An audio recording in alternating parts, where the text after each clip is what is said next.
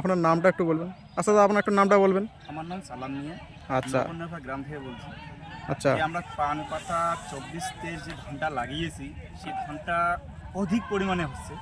আচ্ছা কারণ আমি যেটা বলতেছি মানে গ্রামে যত জনসাধারণ আছে মানে যারা কৃষক তারা যদি এই ধানটা লাগায় অধিক ফলন হবে, কথাটা বুঝছো?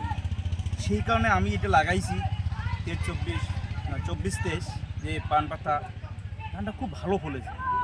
গত বছর থেকে এবারে আবার মানে ভালো ফলেছে, যাতে এই ধানটা আরও ভালো ফলে তার দিক দিয়ে আমরা প্রস্তুতি নিব এবং কোম্পানি যে প্রোডাক্টটা দিচ্ছে খুব ভালোই দিচ্ছে, সেদিক দিয়ে আমরা তাকাচ্ছি। একটু ধানটা আমরা একটু দেখাবো দাদাকে, ধানটা একটু দেখাবেন দাদা। ধানের একটু দানাটা একটু বলবেন কীরকম হয়ে গেছে এটার। এবারে যে দানাটা হয়েছে সেটা দেখা যাচ্ছে মানে একটু গুডমাস সাইজ হয়েছে, একটু ভালো সাইজ হয়েছে আর কি। আচ্ছা ধানটা একটু ফলনটা ভালো দেখা যাচ্ছে, মোটা হয়েছে দানা, আচ্ছা খুব ভালো হয়েছে। সেদিক দিয়ে আমরা আর কি দেখতেছি মানে কোম্পানির তরফ থেকে কিছু মানে সুযোগ সুবিধা আরও ভালো পাওয়া যায়, এই যে আবেদন করবো কোম্পানিতে। আচ্ছা সেই দিক দিয়ে আমরা একটু মানে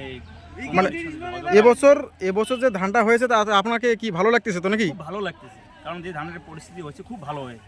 বিঘে কীরকম আসতে পারে একটু? সম্ভবত বিঘায় 30-35 মন আসবেই এই ধানটা। এই ধানটা আপনারাও কি মনে করেন আপনারা? বিঘা 30 মন আমরা সবাই আচ্ছা রোগ পোকা একটু বলবেন কীরকম হয় এটার? আর রোগ পোকা কি ওটা মনে করো আমরা কৃষক তো হ্যাঁ। দেখার উপরে নির্ভর, তা বেশি তো এবারে কোনো পোকা টোকা বা রোগ আসে নাই। আচ্ছা মানে একটু আগুর করলে রোগ পোকা আসে না, আচ্ছা নমল করলে আসে। তা গত বছরে নমন করছিলাম তাতে একটু রোগ পোকা আসছিল, এবারে আগুর করছি রোগ পোকা আসে নাই। আর গত বছরের চাই এবারে ফলনটা আরো অনেক ভালো হয়েছে। ভালো আর হয়েছে। এই ধানটা করার উদ্দেশ্যটা কি, এটা যে আমরা কৃষক লোক যেহেতু ধানটা করি, এটা চাউলটা খাই, খাইতেও খুব ভালো লাগে। আচ্ছা। আর ফসলটা দেখেন না, ক্ষেতটা দেখেন না কত সুন্দর ক্ষেত হয়েছে, ভালো হয়েছে। কমসে কম এবারে হইলে বিঘে 30-35 হয়ে যাবে।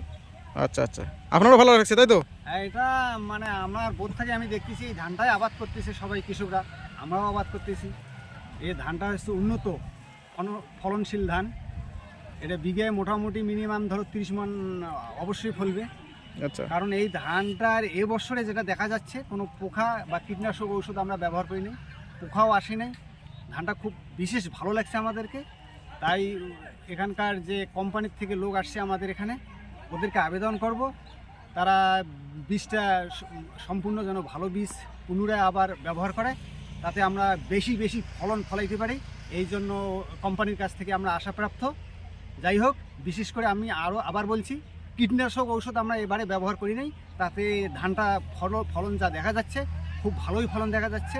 আবারও আমরা পুনরায় গতবার এই ধানটাই আমরা আবাদ করব। থ্যাংক ইউ নমস্কার।